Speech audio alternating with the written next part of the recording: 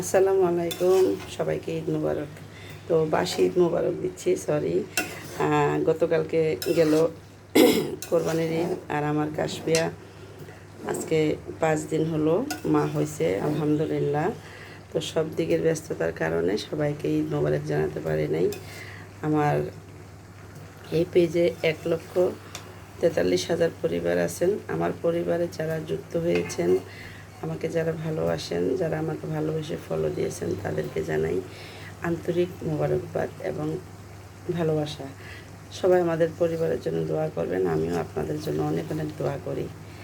আবারও জানাচ্ছি ঈদ মোবারক। আমার কাশফির জন্য দোয়া করবেন। দেখেন আপনাদের আন্টি আজকে দ্বিতীয় দিন কী রান্না, এই হলো গরুর কলিজা ভুনা করবো আজকে, আর হলো মুরগি রান্না করব। কেন কালকে গরুর গোস্ত খেয়েছি, তো আজকে আমাদের কিছু মেহমান আসবে।